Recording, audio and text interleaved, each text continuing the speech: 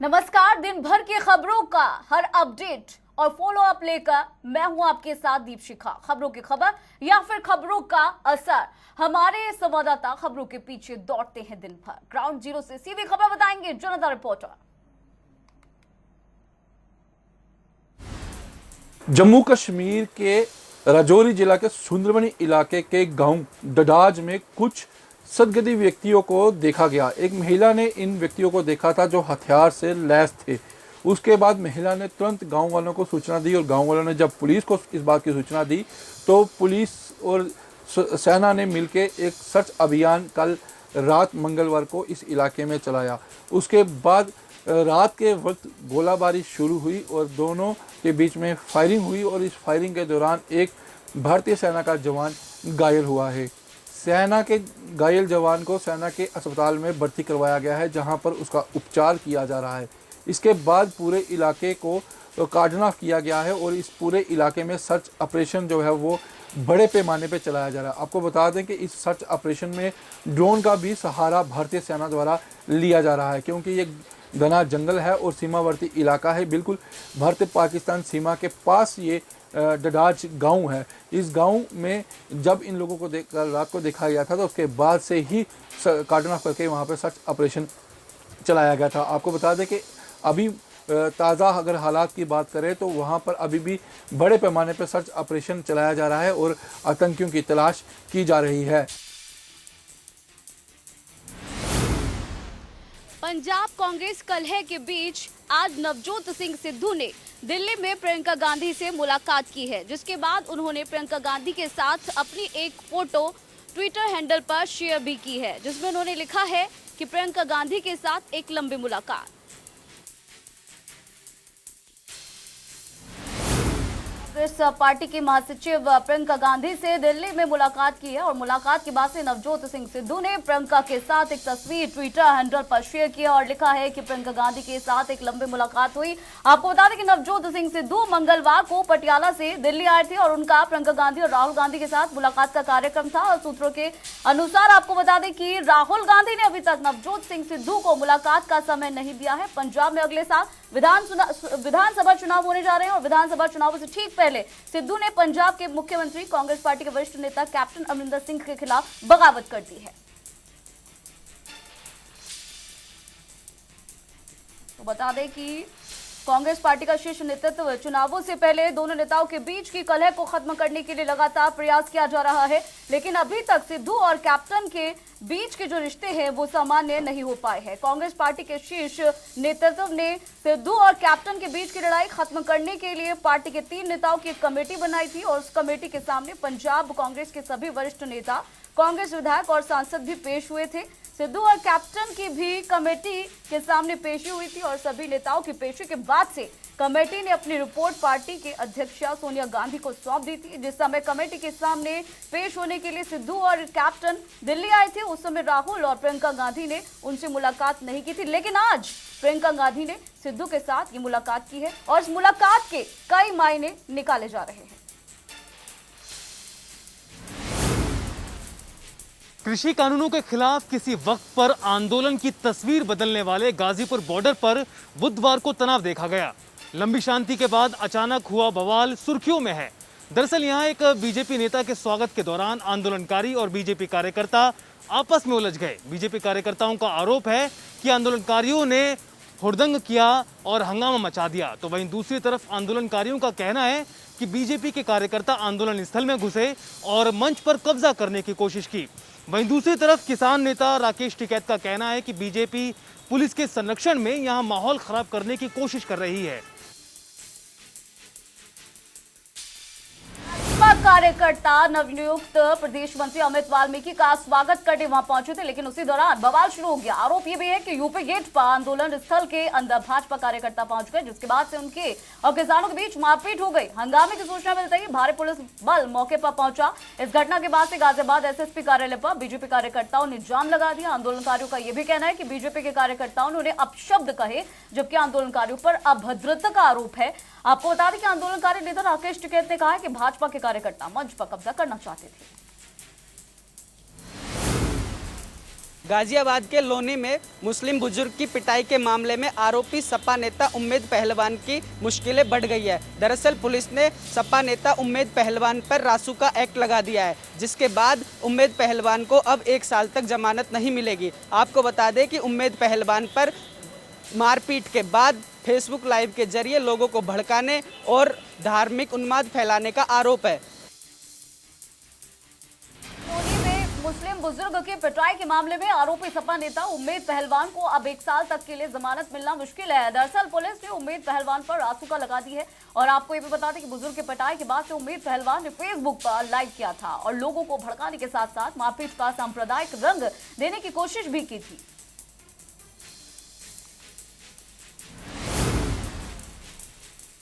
देश में corona virus की चपेट में आने से हजारों परिवार बेघर हो गए, हंसते खेलते परिवार उजड़ गए। तो वहीं बुधवार को सर्वोच्च न्यायालय सुप्रीम कोर्ट में सुनवाई हुई। सुप्रीम कोर्ट ने कहा कि मृतक परिवारों को मुआवजा राशि दी जाए। राशि कितनी दी जाए उसका फैसला केंद्र सरकार खुद करे। हालांकि इस मुआवजा राशि से परिवारों को आर्थिक मदद तो मिलेगी, लेकिन अपनों की कमी दूर नहीं हो पाएगी। महामारी के दौर में सुप्रीम कोर्ट ने एक और बड़ा फैसला सुनाया है। कोर्ट ने बुधवार को कहा है कि कोरोना से मौत होने पर परिजन मुआवजे के हकदार हैं, सरकार उन्हें मुआवजा दे। मुआवजे की रकम कितनी होगी ये सरकार तय करे। इसके साथ ही कोर्ट ने यह भी कहा है कि नेशनल डिजास्टर मैनेजमेंट अथॉरिटी यानी कि एनडीएमए पर तल्ख टिप्पणी करते हुए ये बात कही गई है कि वो मुआवजा दिए जाने की गाइडलाइंस तय करे। बता दें कि कोरोना से मौत पर सुप्रीम कोर्ट ने ये निर्देश दिए हैं, मृतक परिवारों को मुआवजा देना जाना चाहिए और क्या मुआवजे की राशि होगी ये केंद्र सरकार खुद तय करे। तो मृतक परिवार को मुआवजा दिया जाएगा, सुप्रीम कोर्ट की तरफ से ये कहा गया है। कोरोना से मौत पर सुप्रीम कोर्ट के सुप्रीम निर्देश, जिसमें कहा गया है कि मृतक परिवार वालों को ये मुआवजा दिया जाए।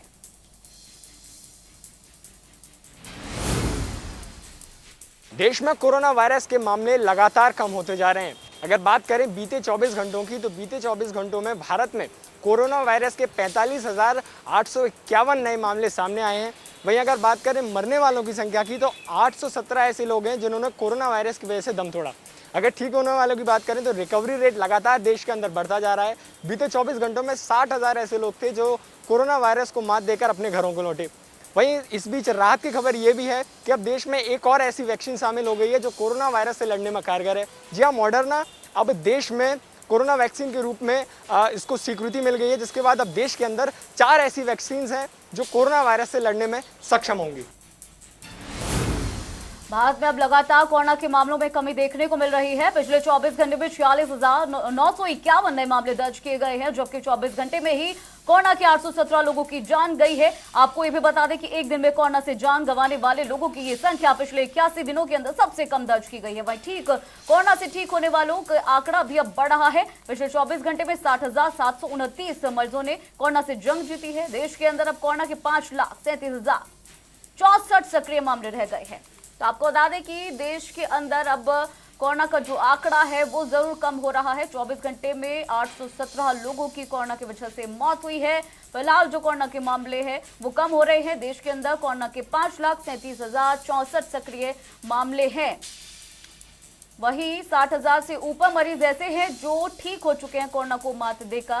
तो 817 लोग अपनी जान गंवा चुके हैं। देश के अंदर कोरोना का ग्राफ जो है वो नीचे जा रहा है। वहीं 45,951 नए केस दर्ज किए गए हैं, तो 60,729 मरीज ठीक भी हुए हैं। तो वहीं देश के अंदर कोरोना के 5,37,064 एक्टिव केस रह गए हैं। दिल्ली में पहले के मुकाबले कोरोना के मामलों में काफ़ी कमी आई है, जिसके बाद दिल्ली में अनलॉक की प्रक्रिया शुरू हो गई है। जिम, होटल्स और मार्केटों की खोलने की इजाज़त मिल गई है। वहीं कुछ लोग कोरोना नियमों का जमकर उल्लंघन कर रहे हैं। पूर्वी दिल्ली में कई मार्केट्स में कोरोना नियमों की धज्जियां उड़ाई गईं, जिसके बाद डीएम ने कई मार्केटों को 5 जुलाई तक बंद कर दिया है। राजधानी दिल्ली में कोरोना के केस पहले के मुकाबले काफी कम हुए और इसी को देखते हुए सरकार ने धीरे धीरे अनलॉक की प्रक्रिया भी शुरू कर दी है। इसके बाद से जिम, पार्क, बाजार खुल चुके हैं और अब लोग बाहर भी निकल रहे हैं। हालांकि कुछ लोग जमकर कोरोना नियमों की धज्जियां उड़ा रहे हैं। इसी को देखते हुए प्रशासन भी अब सख्त हो गया है। दरअसल पूर्वी दिल्ली के लक्ष्मी नगर मार्केट और उसके आसपास के लगने वाले बाजार जैसे कि मंगल बाजार, विजय चौक, सुभाष चौक, जगतराम पार्क, रविदास नगर के मार्केट में जमकर कोरोना नियमों की धज्जियां उड़ाई जा रही है, उल्लंघन किया जा रहा है। इस पर डीएम ने कार्रवाई करते हुए इन मार्केट्स को 5 जुलाई तक बंद करवा दिया है।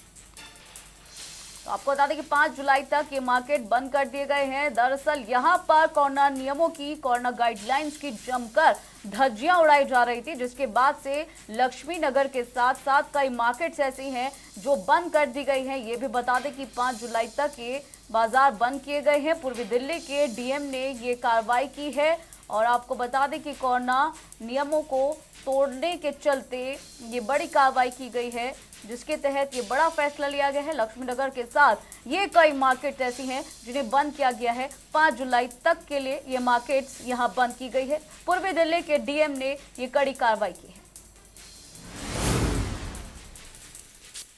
इन दिनों देश की राजधानी दिल्ली लू की चपेट में है। आपको बता दें कि 11 साल बाद राजधानी में 29 जून का दिन सबसे गर्म दिन रहा। ऐसे में दिल्ली में मॉनसून का इंतजार भी लंबा होता जा रहा है। आपको बता दें कि लू चलने की वजह से गर्म हवाएं लोगों को परेशान कर रही है। वहीं मौसम विभाग का कहना है कि 2 जुलाई से बारिश होने पर तापमान में भारी गिरावट दर्ज की जाएगी।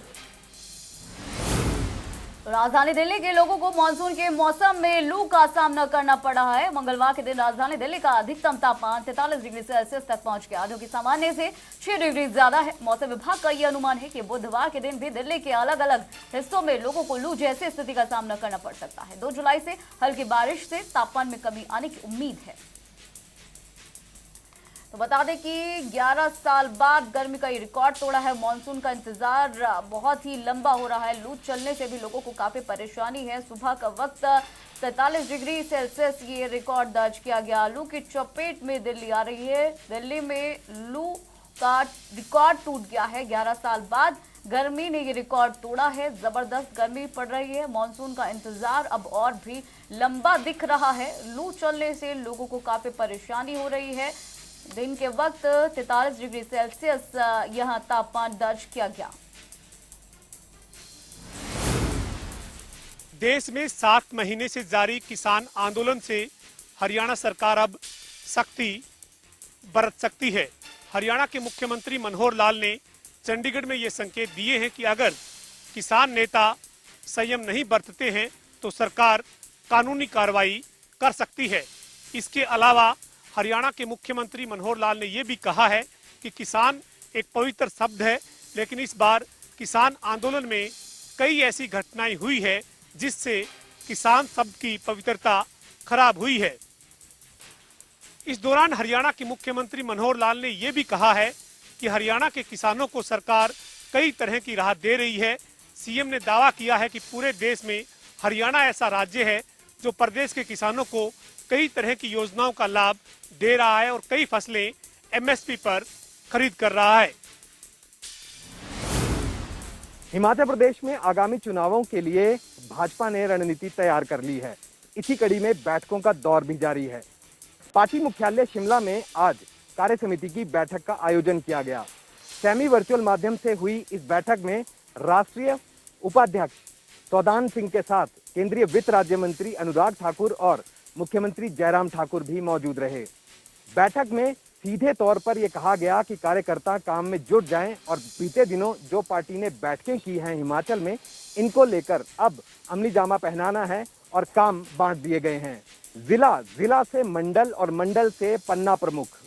कार्य समिति के सीधे निर्देश यही हैं कि आने वाले दिनों में अब कार्यकर्ता जुट जाएं और ऐसे में सम्मेलन और प्रशिक्षण शिविर भी लगाए जाने हैं। तमाम चीजों के बीच अब रूपरेखा दिसंबर तक की तैयार कर ली गई है। फरीदाबाद का खोरी गांव आज पूरा दिन छावनी में तब्दील रहा। महापंचायत को संबोधित करने गुरनाम सिंह चढ़ूनी किसान नेता पहुंचे थे, लेकिन पुलिस ने तमाम इंतजाम कर इस महापंचायत को असफल साबित किया।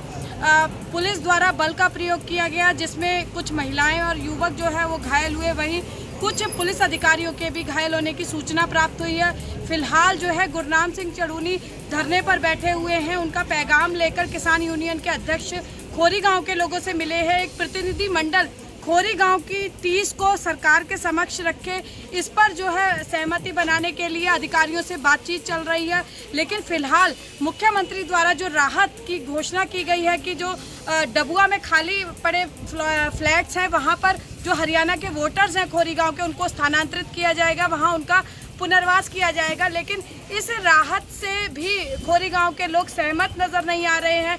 जहां झुग्गी वहीं मकान, इस बात को लेकर लगातार खोरी गांव के लोग अड़े हुए हैं। एक तरफ चड़ूनी, दूसरी तरफ खोरी गांव के लोग और बीच में फरीदाबाद पुलिस पूरी तरह से डटी हुई है और किसी तरह की विवाद की स्थिति पैदा न हो, इसके लिए तमाम प्रशासन के जो विभाग हैं वो आपसी तालमेल कर सुप्रीम कोर्ट के आदेशों का पालन करवाने के लिए फरीदाबाद के खोरी गांव में संकल्पबद्ध नजर आ रहे हैं। रोहतक के एक महिला थाने में महिला ने एक नेता के पीएसओ पर रेप का मामला दर्ज करवाया है। वहीं महिला का आरोप है कि आरोपी उसे बार बार तंग करता था और उसके बावजूद उसे धमकी देकर उसके साथ रेप करता था। वहीं पुलिस ने मामला दर्ज कर लिया है। 376 के तहत आरोपी के खिलाफ मामला दर्ज कर पुलिस ने मजिस्ट्रेट के सामने महिला के बयान दर्ज करवाए हैं। वहीं पुलिस का कहना है कि महिला का मेडिकल करवाया जाएगा और मामले की तफ्तीश बारीकी से की जाएगी। वहीं आरोपी को बख्शा नहीं जाएगा।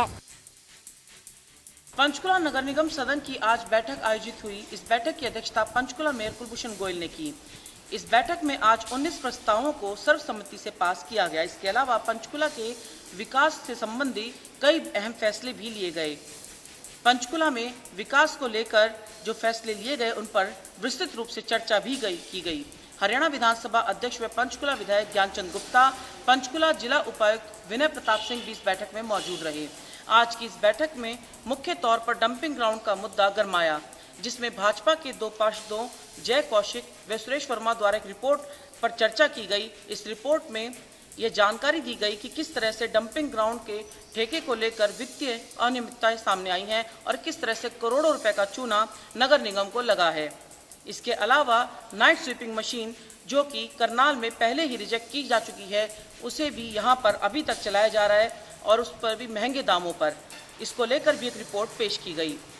इसके साथ साथ एक अहम फैसला यह भी लिया गया कि कुत्तों की रजिस्ट्रेशन को लेकर नगर निगम द्वारा अब सख्ती की जाएगी। नगर निगम कर्मचारी जिनकी आयु 62 वर्ष से अधिक है, उन्हें तुरंत प्रभाव से हटाने के आदेश भी जारी किए गए हैं।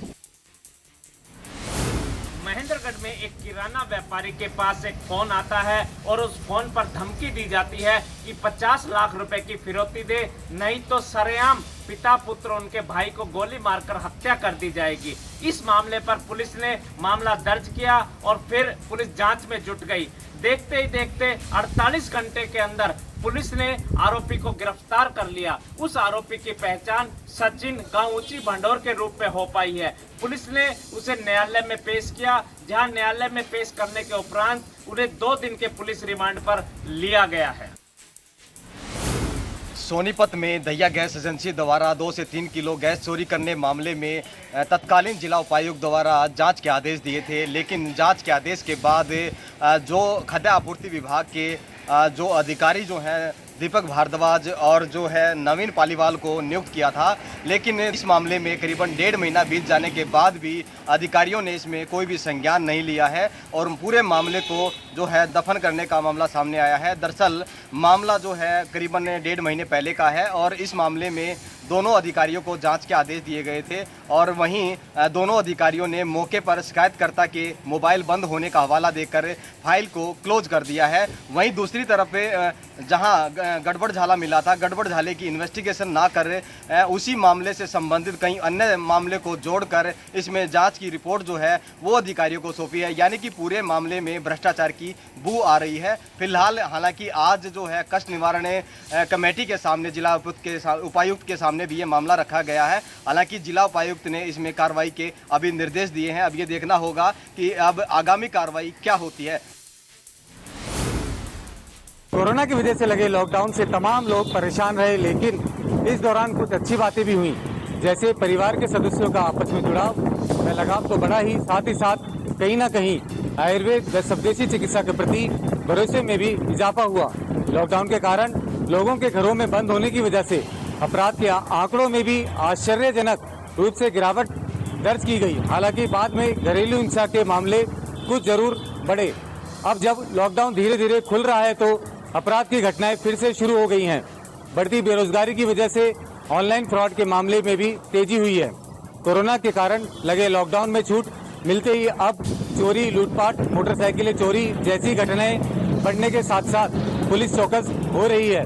पुलिस ने आम लोगों से रात के समय बाहर निकलते समय एहतियात बरतने, अनजान व्यक्तियों के करीब नहीं जाने और कीमती सामान साथ नहीं रखने की भी अपील की है। पुलिस को अंदेशा है कि बड़े संगठित गिरोह के साथ साथ बेरोजगार व शहर में पैर पसार रहे नशे की जरूरतों को पूर्ति करने के लिए नशेड़ी चोरी, लूटपाट और दूसरे अपराधों की ओर आकर्षित हो सकते हैं। शहर में बढ़ रही चोरी और लूटपाट के मामलों की रोकथाम के लिए शहर की पुलिस कितना और कब तक काबू कर पाती है, यह देखने वाली बात होगी। महम में एक बुजुर्ग को नशीला पदार्थ पिलाकर उसे लूटपाट की वारदात सामने आई है। बुजुर्ग बहनी भैरव गांव का रहने वाला है। कल हिसार गया था और आज महम पहुंचा तो साथ ये वारदात हुई और उसके अंगूठी डाल ली गई और जेब में रखे पैसे भी छीन लिए और ये पूरी वारदात सीसीटीवी कैमरे में कैद हो गई। पुलिस मामले की जांच कर रही है और अज्ञात युवक के खिलाफ मुकदमा दर्ज कर लिया गया है। बेरोजगारी ने बनाया नशा तस्कर, ऐसा ही एक मामला यमुनानगर के अंदर सामने आया है। एंटी नारकोटिक सेल की टीम को एक सूचना मिली थी कि एक युवक द्वारा जो है स्मैक बेची जाती है। जब वहां पर टीम द्वारा छापेमारी की गई तो एक युवक को 15 ग्राम स्मैक के साथ गिरफ्तार किया गया। पूछताछ में सामने आया कि वो युवक डिप्लोमा होल्डर है और नौकरी ना मिलने के कारण पहले वह खुद नशे की लत में लग गया और उसके बाद उसने नशा करने के लिए नशे को बेचना शुरू कर दिया। पुलिस का कहना है कि अब उसको गिरफ्तार कर जो है न्यायिक हिरासत में भेज दिया गया है और इस पूरे मामले की जांच की जा रही है। साथ ही उन्होंने युवाओं को ये संदेश भी दिया है कि नशे से दूर रहें। नहरी पानी की समस्या को लेकर जिले भर के किसान आज पहुंचे लघु सचिवालय। लघु सचिवालय में किसानों द्वारा सरकार के खिलाफ की गई नारेबाजी, किसानों की मांग 1 महीने में दिया जाए उन्हें 14 दिन पानी, अब मिल रहा है सिर्फ 1 सप्ताह पानी। किसानों का कहना कि पानी न आने के कारण उनकी हो रही है फसलें खराब। वहीं जिला प्रशासन द्वारा किसानों को दिया गया है आश्वासन, कहा जल्द पूरी होगी किसानों की मांग। किसान बोले अगर हमारी मांग नहीं होगी पूरी तो करेंगे लघु सचिवालय का घेराव। वन विभाग मेवात में इस बार 1 लाख गिलोय और तुलसी के पौधे फ्री में वितरण करने जा रहा है।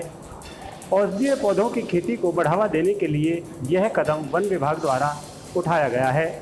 कोरोना काल में तुलसी को चाय में और काढ़े में डालकर लोगों ने इस बार खूब पिया और इम्यूनिटी को बढ़ाने में तुलसी ने अहम भूमिका निभाई। इसीलिए वन मंत्री ने पूरे प्रदेश के वन विभाग को तुलसी और गिलोय के पौधे ज़्यादा से ज़्यादा लगाने के लिए आदेश दिए हैं। अभिनेता दिलीप कुमार को एक बार फिर सांस लेने में तकलीफ के चलते अस्पताल में भर्ती कराया गया है। को बता दें कि इससे पहले 6 जून को अभिनेता दिलीप कुमार को सांस लेने में तकलीफ हुई थी, जिसके बाद उनको अस्पताल में भर्ती कराया गया था। मुंबई के हिंदुजा अस्पताल में अभिनेता दिलीप कुमार को डॉक्टर्स की निगरानी में रखा गया है। बॉलीवुड इंडस्ट्री में एक बार फिर से शोक का माहौल बना हुआ है। दरअसल एक बहुत ही दुखी कर देने वाली खबर सामने आई है। आपको बता दें, मंदिरा बेदी के पति राज कौशल अब नहीं रहे। उनका निधन बुधवार को दिल का दौरा पड़ने की वजह से हुआ है। इस बात से मंदिरा बेदी, उनका परिवार और उनके फैंस काफी सदमे में है और उनके लिए एक काफी शॉकिंग न्यूज रही है।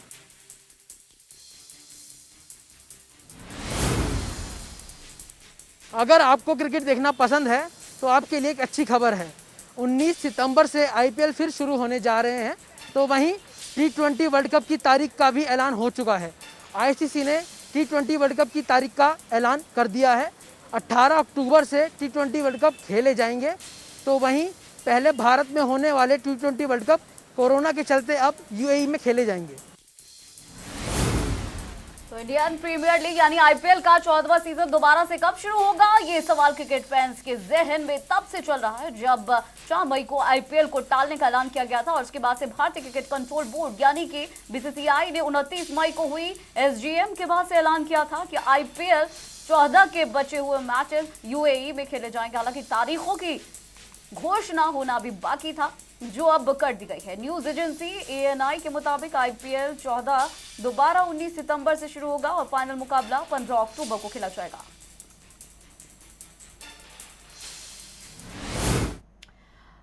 चलिए जनता रिपोर्टर में फिलहाल इतना ही, रुकेंगे छोटी सी